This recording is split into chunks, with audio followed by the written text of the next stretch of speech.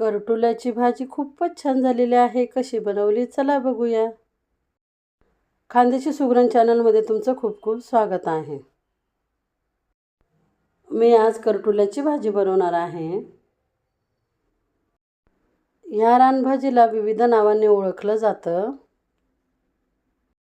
कोणी या भाजीला करटुल्याची म्हणतं तर कोणी कटरल्याची म्हणतं. ही एक रानभाजी आहे. पावसाळ्यामध्ये कटुरले हे बाजारामध्ये विकायला येतात. ही भाजी शरीराला पौष्टिक तर आहेच, पण शरीराला ताकद देणारीही आहे. मी हे करटुले स्वच्छ धुवून चिरून घेतलेले आहेत. मी ह्या करटुल्याला गोल चिरून घेतलेला आहे. गॅसवर कढई ठेवली व त्यामध्ये मी 1 पळी तेल घातलं. करटुल्याची भाजी करायची सगळ्यात सोपी पद्धत मी तुम्हाला आज दाखवणार आहे. ही भाजी कमी तेलामध्ये व खूप झटपट होते. गॅसची फ्लेम आपल्याला कमीच राहू द्यायची आहे. तेल गरम झालेलं आहे, त्यामध्ये मी अर्धी चमची जिरं घालते. ह्या भाजीमध्ये नॉनव्हेजपेक्षा 50% जास्त प्रोटीन आहे. जे लोक व्हेजिटेरियन आहेत ते प्रोटीनसाठी ही भाजी खाऊ शकतात. जिरं चांगलं तेलात तडतडलं की त्यामध्ये 1 चमचा लसूणची पेस्ट टाकते. या भाजीमध्ये फायबर असल्यामुळे बद्धकोष्ठता दूर होते व लवकर भूक लागत नाही. लसूण चांगला तेलात तळला गेलेला आहे, त्यामध्ये मी 1 चमची लाल तिखट टाकते. तुम्ही तिखटाऐवजी हिरव्या मिरच्याही यामध्ये घालू शकतात. हा मसाला तेलामध्ये चांगला परतून घेते. चटणी चांगली तेलामध्ये परतली गेलेली आहे, त्यामध्ये मी आता चिरलेले करटुले टाकते. करटुले मी 5 मिनिटं तेलामध्ये चांगले परतून घेते. असं परतल्यामुळे करटुल्याला मसाला हा सगळीकडे लागेल. ही भाजी खाल्ल्यामुळे मधुमेह व उच्च रक्तदाब नियंत्रणात राहतो व वजन कमी होण्यासही मदत होते. ही भाजी खाल्ल्यामुळे शरीराची रोगप्रतिकारशक्ती तर वाढतेच, पण शरीराचं व्यवस्थित पोषणही होतं. शरीरातील कोलेस्ट्रॉल नियंत्रणात ठेवून हृदय हे मजबूत बनवतं. या भाजीमध्ये व्हिटॅमिन ए असल्यामुळे डोळ्याचं आरोग्य सुधारते. करटुले मसाल्यामध्ये छान परतले गेलेले आहे, त्यामध्ये मी अर्धी चमची मीठ घालते. ही भाजी खाल्ल्यामुळे शरीराची रोगप्रतिकारशक्ती वाढते. या भाजीमध्ये नॉनव्हेजपेक्षा 50% जास्त प्रोटीन असल्यामुळे जे व्हेजिटेरियन आहेत त्यांच्यासाठी प्रोटीनचा हा उत्तम सोर्स आहे. ही भाजी खाल्ल्यामुळे विविध आजारांचा धोका कमी होऊन शरीराची रोगप्रतिकारशक्ती वाढते. करटुले हे मसाल्यामध्ये छान परतले गेलेले आहेत, तुम्ही बघू शकता. कढईवर झाकण ठेवून 10 मिनिटाकरता कमी गॅसवर आता शिजू देते. ही करटुलीची भाजी वाफेवर खूप छान शिजून जाते. 10 मिनिटं झालेले आहे. आता मी कढईवरचं झाकण काढते. करटुलीची भाजी खूप छान शिजलेली आहे, तुम्ही बघू शकता. तुम्हाला जर माझ्या रेसिपी आवडत असतील तर प्लीज माझ्या चॅनलला सबस्क्राईब करा, लाईक करा आणि कमेंट करा. करटुल्याची भाजी शिजली का नाही हे बघण्यासाठी करटुल्याचा एक तुकडा घेऊन हाताने दाबून बघायचा. तो जर दबला याचा अर्थ आपली भाजी शिजलेली आहे. ही करटुल्याची भाजी खूपच झटपट होते.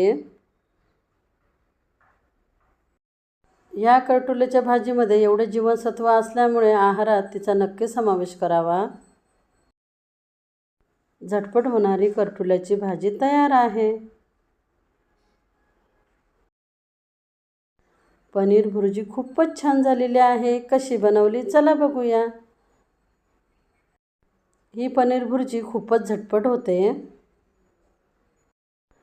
पनीर भुर्जी बनवण्यासाठी इथं मी पनीर घेतलेलं आहे. पनीर मी किसणीनं किसून घेतलेलं आहे. पनीर हे किसणीच्या साहाय्यानं बारीक किसून घ्यायचं, तेव्हाच भाजी खूप छान होते. गॅसवर कढई ठेवली व त्यामध्ये मी 1 पळी तेल घातलं. या पनीर भुर्जीला तेल खूपच कमी लागतं. तेल चांगलं गरम झालेलं आहे, त्यामध्ये मी अर्धी चमची जिरं घालते. मी गॅसची फ्लेम मीडियम ठेवलेली आहे. जिरं चांगलं तडतडलं की त्यामध्ये मी 2 बारीक चिरलेले कांदे टाकते. कांदे मी तेलामध्ये चांगले परतून घेते. कांदे ट्रान्सपरंट होईपर्यंत परतून घ्यायचे. पनीर हे आरोग्यासाठी खूपच गुणकारी आहे. पनीरमध्ये प्रोटीन, कॅल्शियम, फॉस्फरस आणि विटॅमिन्स भरपूर प्रमाणात असतात. पनीर खाल्ल्यामुळे हाडाचे आरोग्य चांगले राहते व वजन नियंत्रणात ठेवण्यासही मदत होते. पनीरची भाजी खाल्ल्यानंतर बराच वेळ पोट भरल्यागत वाटते व लवकर भूक लागत नाही. पनीरमध्ये कार्बोहायड्रेट्सचं प्रमाण कमी व प्रथिने जास्त असतात, त्यामुळे रक्तातील साखरेची पातळी नियंत्रणात राहण्यासही मदत होते. 7-8 लसूणच्या पाकळ्यांचे मी तुकडे करून घेतले होते, ते त्यामध्ये टाकले व लसूण व कांदा चांगला परतून घेतला.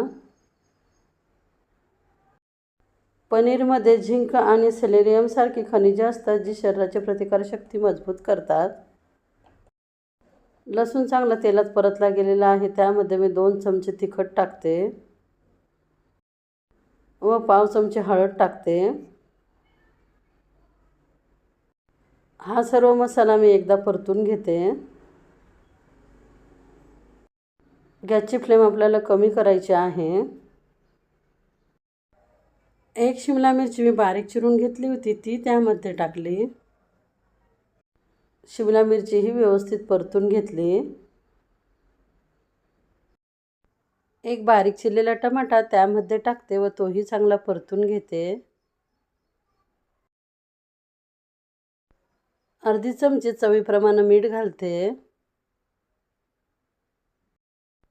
ही पनीर भुर्जी खूप झटपट होते व करायलाही सोपी आहे.